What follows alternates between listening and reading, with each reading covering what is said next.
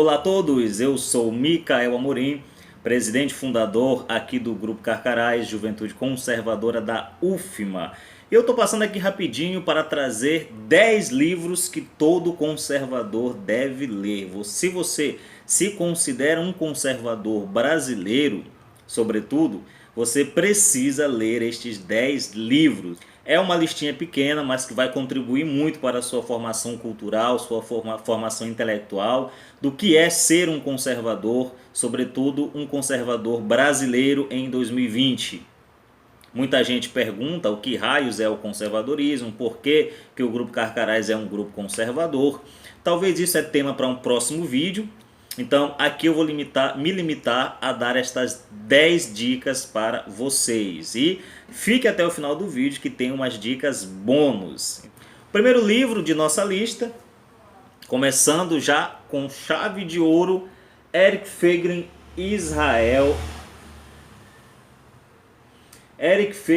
Israel e a Revelação, um dos filósofos mais originais e influentes aí do nosso tempo, que segundo o próprio Olavo é o maior cientista político do século XX.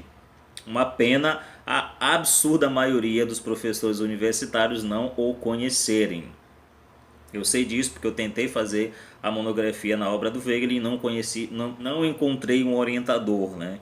Mas enfim, na série Ordem e História, da qual Israel e a Revelação é o primeiro volume, ele toma por fio condutor a experiência da realidade, né? A realidade aqui é pessoal, social, histórica e cósmica, investigada por meio de símbolos. A obra de Feiglin toma como base o princípio de que a realidade ela é auto-evidente. Feiglin diz que existe uma ordem que estrutura a realidade. E lá em Israel aconteceu o que ele chama de primeiro salto no ser. Aconteceu um em Israel com os profetas e um na Grécia Antiga com os filósofos. Na obra Israel e Revelação, o Feiglin traça a história da sociedade humana, examinando as civilizações aí do Antigo Oriente, para encontrar aonde houve essa passagem, né, essa mudança de foco das religiões cosmológicas, físicas, no sentido de religiões da natureza, para uma religião transcendente que busca o ser, né? Então, o que aconteceu lá em Israel, segundo Feiglin, foi um salto decisivo não só para a história humana, como para a própria sociedade humana, né? Que conseguiu realizar a ordem na sociedade. Então tá aí a nossa primeira indicação, Israel e a Revelação, do Eric Feiglin.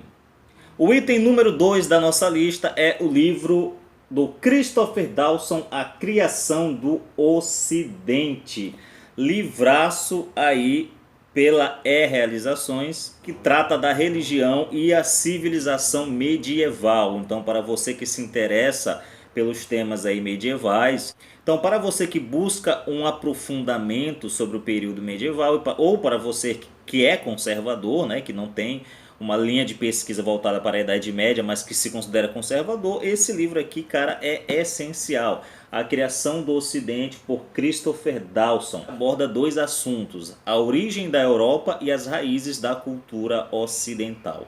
Muita gente fala muito em cultura ocidental, acaba virando um clichê, um lugar comum, mas não faz a mínima ideia do que é, como ela se desenvolveu, quem foram aí os seus fundadores, né, sob quais leis, códigos, valores essa civilização se ergueu. Então, para que você não cometa esta gafe, indicamos aqui o livro do Dawson, que ele vai contar a história da cristandade medieval, desde as impressionantes viagens missionárias dos monges irlandeses, aí no século VI, até a grande síntese de Santo Tomás de Aquino no século XIII. Ele vai traçar todo este percurso e mostrando como que os movimentos espirituais foram transformando a Europa medieval.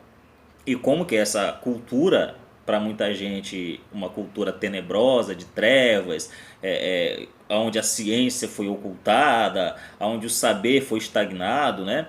Como Dawson vai mostrar como que essa cultura, erroneamente vista como um período atrasado, antiquado, de trevas, ela nos deixou amostras da sua grandeza. Por exemplo, que pode ser vista, por exemplo, nos cantos gregorianos, nas grandes catedrais, nas obras literárias, como a obra do Dante Alighieri, a Divina Comédia, né? Então, tudo isso o Dawson vai falar aqui neste livrinho, A Criação do Ocidente. Em terceiro lugar, nós temos, cara, esta obra é sensacional. Fustel de Coulanges, A Cidade Antiga. Cara, livro sensacional para você que busca uma compreensão profunda da cultura, dos valores, da religião, até sobre propriedade privada. Se você quer entender de onde veio essa ideia de propriedade privada, essa ideia de lar, de casa, como aonde o ser humano é mais à vontade, é soberano, né, o seu lar, esse apego à família, aos antepassados, você tem de ler essa obra, cara. O Fustel de Coulanges vai tratar de pormenores da história civil do mundo greco-romano, seus costumes, sua religião, seus valores, a sua sociedade organizada em volta do culto aos mortos. Então, uma obra indispensável para todo mundo que se diz conservador. O próximo item da nossa lista é um clássico absoluto, Os Lusíadas. Se você nunca leu Camões, o príncipe dos poetas, cara, você não sabe o mal que você está fazendo a si mesmo, privando-se deste grande clássico, né, que a cultura nos deixou, a cultura ocidental. Então, por favor, leia Camões, é indispensável. E tá aqui, comece pelos Lusíadas, né, a sua obra mais famosa, a sua epopeia portuguesa, que trata das grandes navegações, né, da expansão do Império Marítimo português, aí conhecendo novas terras, evangelizando, cristianizando e civilizando o mundo. Então, em última instância, nós somos portugueses, né? Nós também somos herdeiros dessas expansões marítimas, dessas grandes navegações, nós brasileiros. Então, é indispensável que você hoje, conservador brasileiro, leia Luís de Camões. Então, tá aqui. Essa edição é a que eu recomendo para vocês, como é edição crítica comentada pelo Silveira Bueno. É um pouco difícil de encontrar, mas vale a pena. Vai num sebo aí, cara, vasculha a internet, vê na estante virtual e adquire essa obra para ontem. Então tá aí, Luís de Camões, Os Lusíadas. A nossa próxima obra é um romance, um livro de literatura do Daniel Defoe, Robinson Crusoe. Cara, é uma obra divertidíssima, fácil de ler. Aí você pode apresentar para o seu filho, para o seu sobrinho. Eu sei que está surgindo aí uma nova geração de conservadores, né, que carece de conhecimento, de formação. Então tá aqui, cara, Daniel Defoe, As Aventuras de Robinson Crusoe. É um romance que trata do apego ao lar acima de tudo, né? É uma pessoa que se vê, né, o Robinson Crusoe, em um mundo desconhecido, em um mundo hostil, e ele transforma aquele ambiente em algo familiar, né? Com aquilo que ele resgata dos destroços aí do seu naufrágio. Então, ainda que tentem destruir a civilização, ainda que aconteçam essas revoluções, sempre vão sobrar destroços e com eles nós podemos construir um novo lar, né? Agora, sem esse apego àquilo que nós construímos, ao lar, aquilo que nos é familiar, não há civilização possível, né? Tudo vira anarquia. Então, essa idolatria pelo novo, né, erroneamente chamado de progresso da civilização, ela é nociva à sociedade. Você precisa de algo familiar. E aqui no Robinson Crusoe isto fica muito claro. Então leia Robinson Crusoe, Daniel Defoe. A nossa próxima obra é um clássico recente, mas já é um clássico, lançado aí em 2013, esta maravilhosa coletânea aí do professor Olavo de Carvalho, O Mínimo que Você Precisa Saber para Não Ser um Idiota. E o título já diz tudo, cara. Cara, meus parabéns inclusive a quem criou essa capa, o marketing é sensacional, o livro fica destacado em qualquer lugar que você for, em qualquer estante, qualquer livraria, você vai dar de cara com o livro do professor Olavo, que é aí um filósofo de altíssimo nível. Eu sempre costumo dizer que é o nosso Aristóteles, né? Nós já tivemos um Platão, que foi o Mário Ferreira dos Santos, o grande Mário Ferreira, e agora nós temos em plena atividade, vivo, o próprio Aristóteles, né? O nosso Aristóteles, que é o professor Olavo. E por que eu indico esse livro? Para você que não tem uma formação filosófica mais profunda, você que desconhece os termos, não é familiarizado com os termos filosóficos, pode ficar tranquilíssimo, porque esse livro é uma compilação de artigos de jornal, ou seja, são artigos voltados para o público em geral, para o leitor médio brasileiro. Então você não precisa ter uma formação intelectual, uma formação filosófica profunda para compreender. E os artigos, cara, são espetaculares. O professor Olavo, nessa obra, ele vai tratar de comunismo, ele vai tratar de sociedade, de cultura, o que é cultura, o que não é cultura, de vida intelectual, ele vai dar dicas de como se iniciar uma vida intelectual. Ele vai desmantelar falácias esquerdistas sobre feminismo, sobre aborto, entendeu? Então é um intelectual discutindo essas coisas e tornando essa discussão acessível ao público comum, né? Isso daí é um dos méritos do professor Olavo.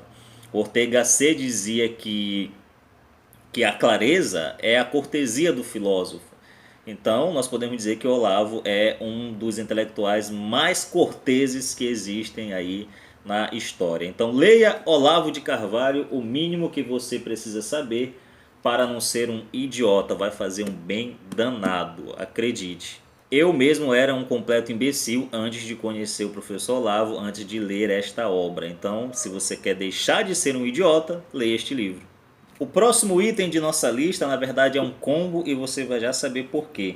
Então, em primeiro lugar, nós temos aqui Diálogo das Carmelitas aí do George Bernanos. Cara, obra sensacional. Enquanto os imbecis comemoram a Revolução Francesa, que não teve nada de liberdade, igualdade e fraternidade, e sim de escravidão, ódio, morte, terror, é muito bom que nós, conservadores, leiamos George Bernanos. Nesta obra, Diálogo das Carmelitas, o Bernanos vai tratar sobre o período aí de 1794, que ficou conhecido como o Reino do Terror aí da Revolução Francesa, onde 16 irmãs carmelitas foram condenadas à morte acusadas de fanatismo.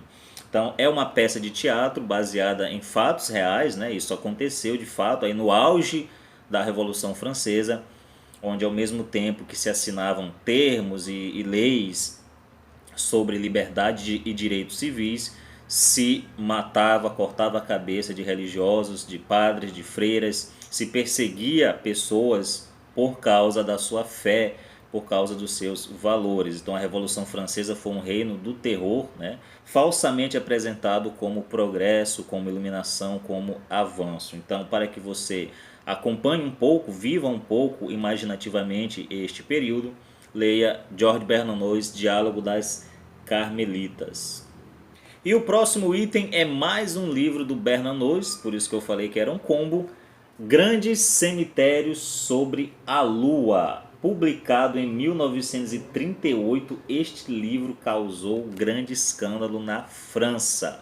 Leia George Bernanos, Os Grandes Cemitérios sob a Lua. A motivação para este livro veio aí da Guerra Civil Espanhola e de todas as atrocidades cometidas pelos partidários aí do General Franco. E o Bernanos vai dizer que a Guerra Civil Espanhola, aquilo que aconteceu lá na Espanha, nesse período obscuro, é um sintoma de uma crise muito maior e que está muito para além da Espanha. É uma crise profunda na própria civilização ocidental, né? Então, nessa luta fascistas versus comunistas, o Bernanos vai dizer neste livro que o que está em perigo, o que está em jogo, não é a vitória de um partido sobre o outro, de uma ideologia sobre outra ideologia concorrente, mas sim a possibilidade mesma da existência daquilo que conhecemos como homem. O próprio sentido de homem, de humanidade, de espiritual, mesmo o próprio sentido de verdade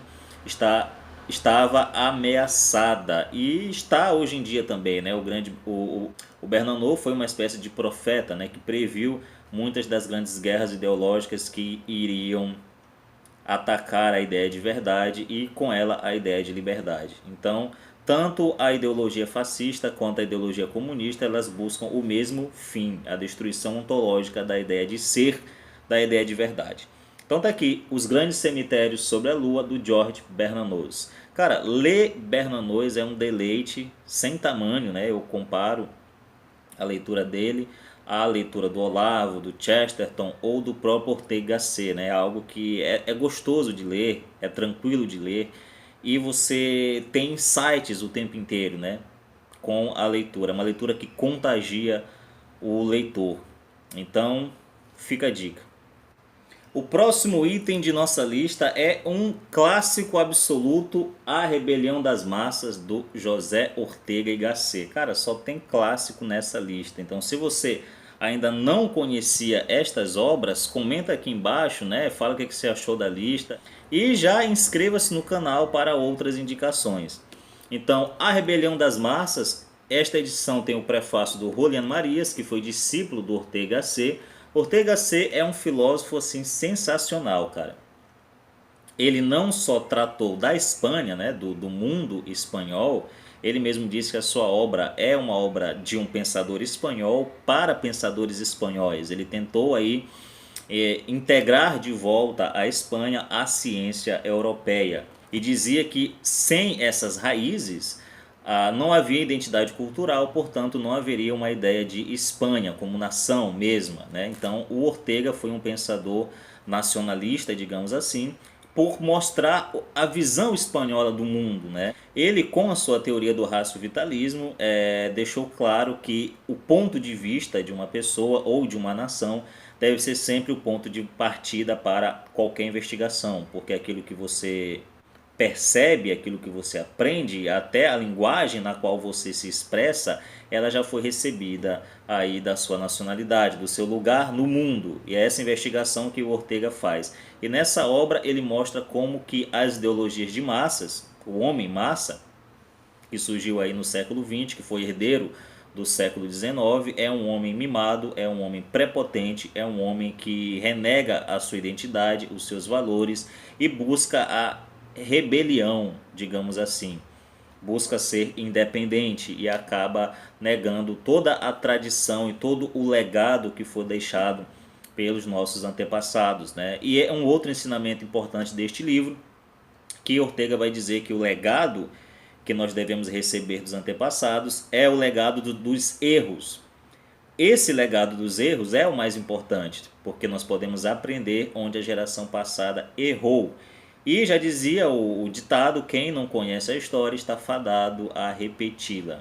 Então, para que não venhamos a repetir e cometer os mesmos erros, nós temos que absorver todo esse legado cultural. Então tá aí A Rebelião das Massas, José Ortega y Gasset. E um outro livro, que é o próximo item da lista, é do nosso queridíssimo brasileiro Mário Ferreira dos Santos, A Invasão Vertical dos Bárbaros. É um livrinho pequenininho, dá para ler bem rapidinho, mas a profundeza desse livro aqui, cara, ele vai tratar, o Mário Ferreira, da mesma coisa que o José Ortega y Gasset tratou na Rebelião das Massas. É a mesmíssima coisa, eles estão tratando do mesmo problema, que é a degeneração da civilização. Aquilo que nós conhecemos como civilização, como ciência, como arte, como filosofia, está em profundo ataque. Ortega vai dizer que o homem massa está fazendo esses ataques, e o Mário Ferreira vai dizer que os bárbaros estão fazendo estes ataques. Eles estão tratando da mesma pessoa, né? Aquilo que o Ortega chama de homem massa, o Mário Ferreira chama de bárbaro. Então, a tese principal aqui do Mário Ferreira neste livro é que nós estamos vivendo hoje estamos passando hoje por um novo tipo de rebelião, não mais uma invasão horizontal vindo de fora, como foi a invasão bárbara, mas uma invasão vertical, ou seja, os bárbaros são criados dentro da própria civilização, né? Dentro do próprio berço civilizacional. E aí o Mário Ferreira vai dizer que nós estamos criando vários tipos de barbarização, por assim dizer, que estão brotando no seio da civilização. Entre elas, os cultos primitivos, o apego aos credos primitivos, em detrimento aí da verdade revelada do cristianismo, a repetição no lugar da criação, né? Nós não criamos mais, não fazemos mais investigações originais, nos contentamos a repetir e repetir como papagaios. A exploração dos esportes, o Mário Ferreira vai tratar sobre isso, sobretudo os esportes sangrentos, que acabam sendo uma repetição das lutas entre gladiadores lá no Coliseu Romano.